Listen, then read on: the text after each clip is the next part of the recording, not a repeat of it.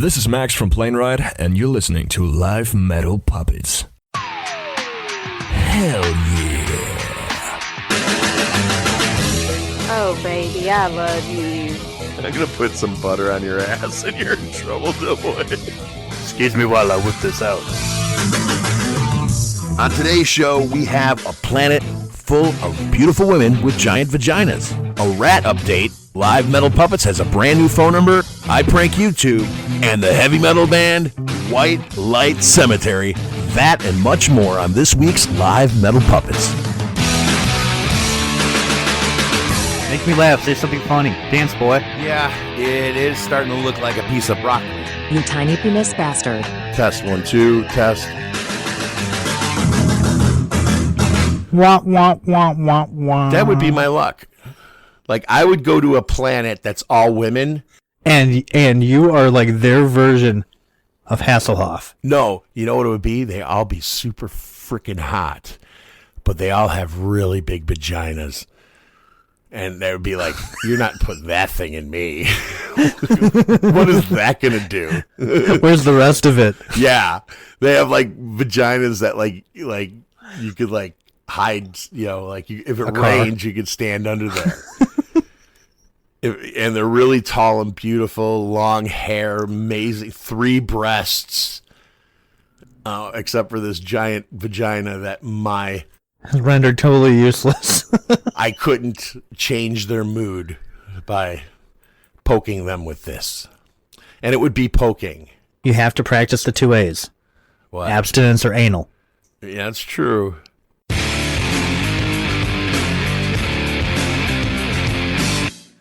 How you doing? This is Pat Harrington from Geezer, and you're listening to Live Nude Puppets.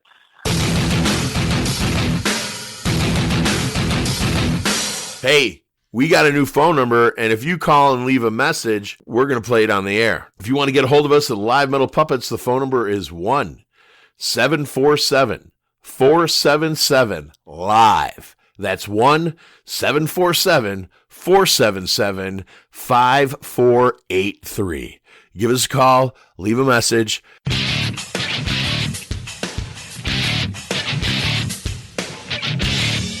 Okay, I'm kind of confused. I saw a video that was just posted, so I'm assuming this video was posted after Rat finalized everything in court. I'm under the understanding that, now you know that Bobby Blotzer's been out touring without Warren DeMartini. Together they both own 50% of the name Rat. Right, yeah, they made half of it. Warren DeMartini, by far one of the greatest guitarists in the last 50 years. Definitely, in my opinion, in the top 5. Very talented, you know, I think. You may not agree with that. No, I mean, I appreciate it, but no. Okay, well, but, I mean, but for the sake of conversation, he is very talented, and but the audience should know you grew up like Metallica was your lightest.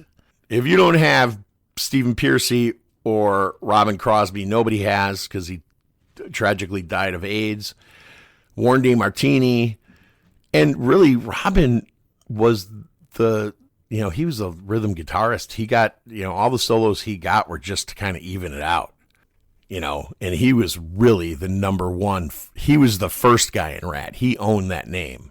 And then, when he died, Bobby and Warren were the only 2 from the original lineup.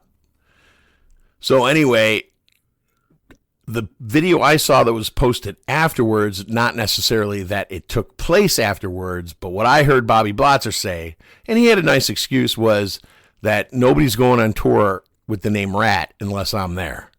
And it sounds like he wants to be there. So kiss and make up. Right. I mean, you guys are 53, 57 years old. Dudes, we're not going to, your fans are in their, early to mid 40s. Right. We're not buying tickets forever. And some of us are starting to like classical music, not me being one of them. So many people are calling that classical music. People do call that classical music. Yeah, that's true. That's funny. That's true.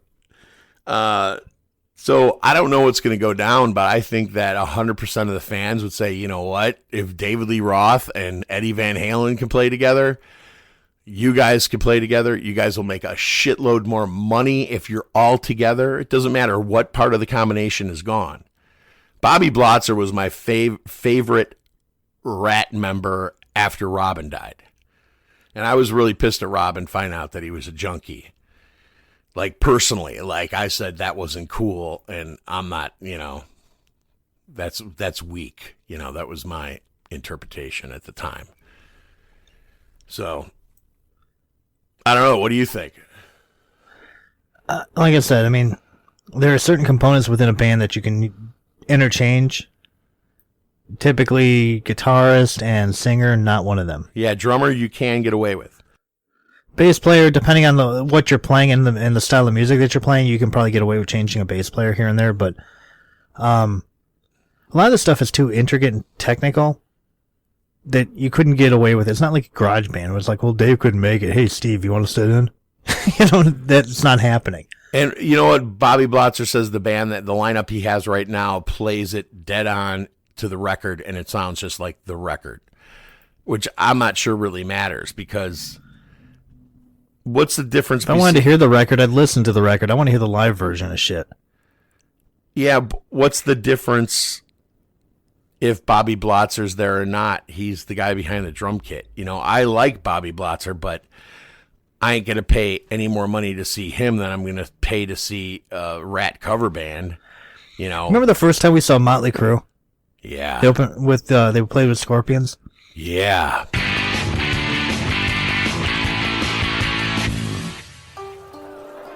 Golden Walk 7-Up Cat. Oops, not supposed to say that.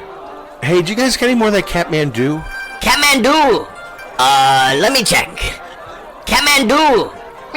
Got fresh order. Kathmandu!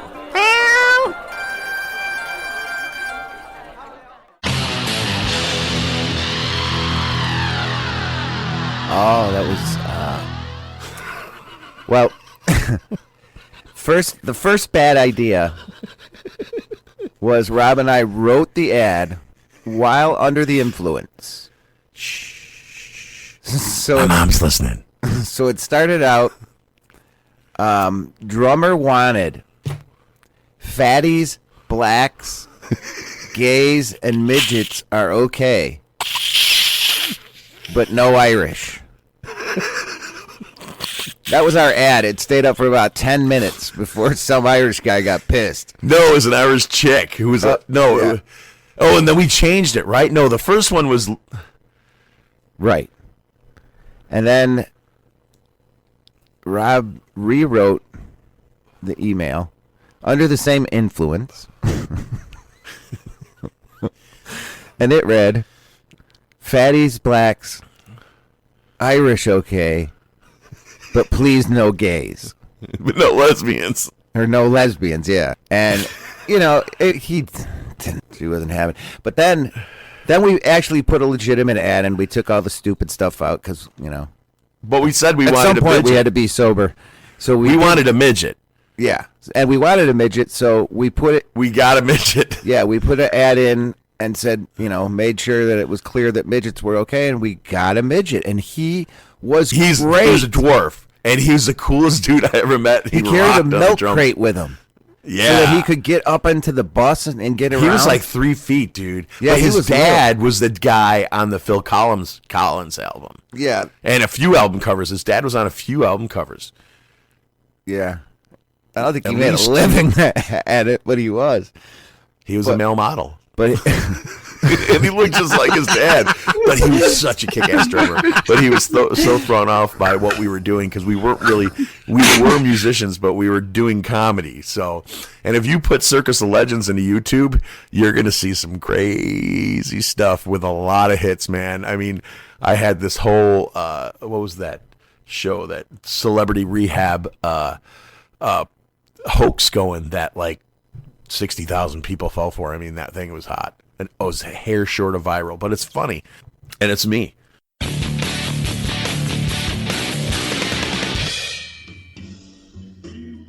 All right, last letter, Prophet. Dear Warden, Sissy Bitch, Stink Bag, Squirt Sailor. Your wife is hot. Every time she comes to visit the prison, I show her my Jolly Roger. and she smiles and waves. Please tell your wife that I want to French kiss her ass, and I want her to dig her nails in my back. I'm gonna claim every square inch of her lily white ass. I was wondering, is she shaving clean, or is she rocking the 70s down like I'm guessing? Let her know it's my birthday, and I have a conjugal visit coming up. What size shoe does she wear? I bet it tastes like candy. Let her know I memorized the entire novel 50 Shades of Grey. Thanks in advance, you monkey tit. Thanks in advance, you monkey tit jockey. Oh. Well, that's easy. Everybody knows a warden don't sleep with his wife. It sounds like things are going to work out fine for everybody.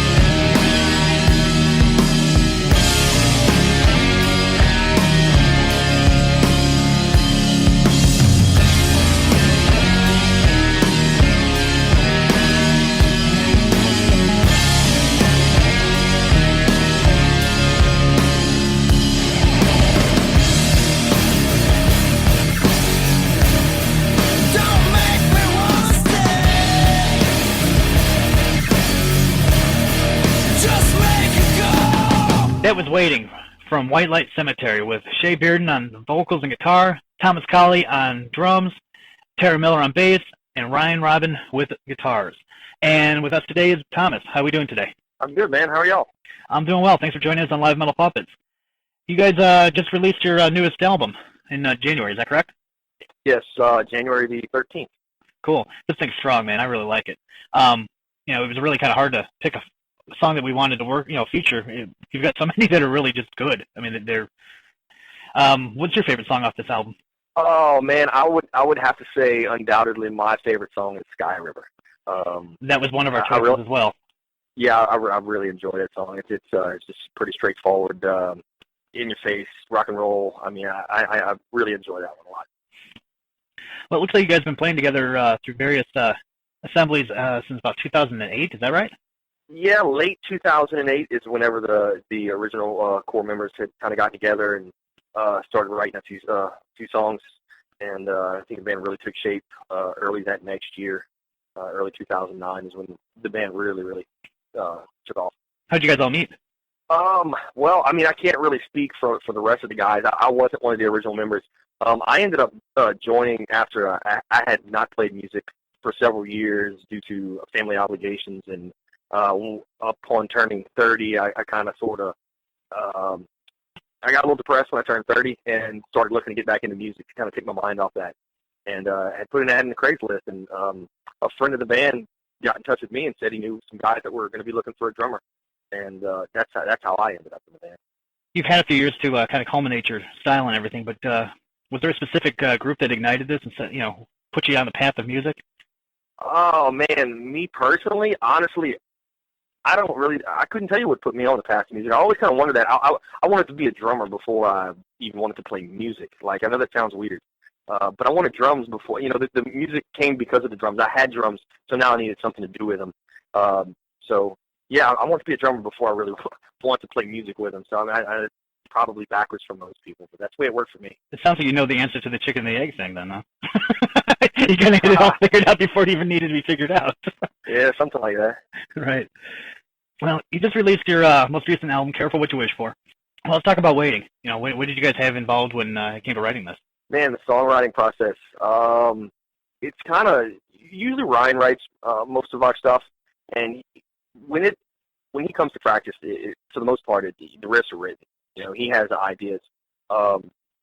So as far as for where his inspiration comes from, I couldn't really answer that.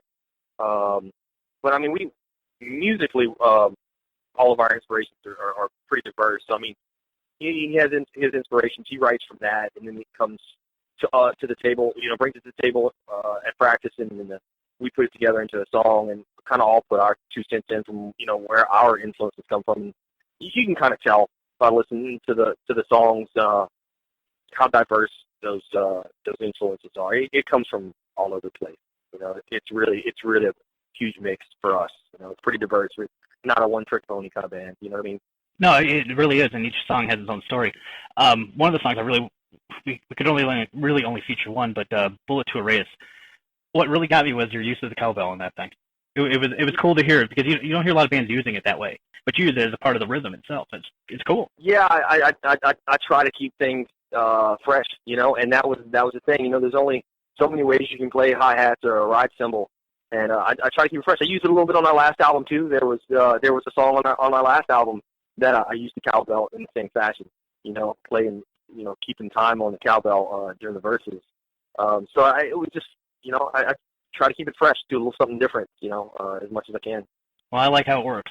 What's your favorite song to play live? My favorite to play live is probably Rain Song from our last album. We always get a really good crowd response. It's a slower song. It's a long, slow song. It's about 8 minute long song, and wow. We always get a really good crowd response. It's kind of an epic song. That's probably my favorite one to play, just because the crowd reaction, and most of our crowds know quite a bit of the lyrics to that one too, so we always get a good bit of crowd participation. But it's always fun. I know we talked briefly that you guys were kind of setting a path towards Texas. Right. Yeah, we have a few shows coming up in March in Texas, actually, Austin. We're doing a South by Southwest show. That'd be cool. Yeah, I'd love to see you guys live. Where can we buy your shirts and CDs? The CDs, our current album, the CDs are available through our label, Ripple Music. They have a big cartel store. You can buy the album on vinyl, digital, or CD, also on Bandcamp, the Ripple Music Bandcamp page. As far as our prior releases, those are available on Bandcamp as well, iTunes. Our physical copies, CDs, are available from the band. T-shirts as well, those are available from the band. If somebody were to contact on our Facebook page, we ship stuff out all the time. Well, cool. You guys, in your long travels, you got anybody you want to thank while you're, anyone you'd like to thank in your travels? Oh, man, there's too many people to thank. So many people have been so good to us, probably more so than we deserve. Thanks to all. Right on.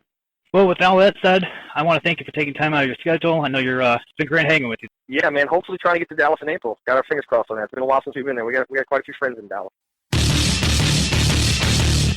Hey. Please. I forgot to tell you, when we were at Comic-Con, this is a true story. Rob left the table. Is this about the blowjob thing in the bathroom and the cop that caught us? No. I wasn't going to mention that, but you can tell that story next. Oopsie daisies. Thank God they were in a chipmunk costume, because I just don't want to know if it was a boy or a girl. Yeah, you found out. Stop lying. For your friend. So this guy comes up to the table, and I got him to sign up with My cheeks are iTunes. full. And he says to me, "Hey, I can give you a story for a cartoon. It's a true story. It really happened to me, but you can actually use it for a cartoon if you want to." And I was like, "Oh, great! This is going to be great." Here's the story. Sign this The guy's dating a girl. She invites him to go with her to her aunt's house, who is a very old woman who's a lesbian, and she has a very old woman that lives with her. That they're technically married as lesbians.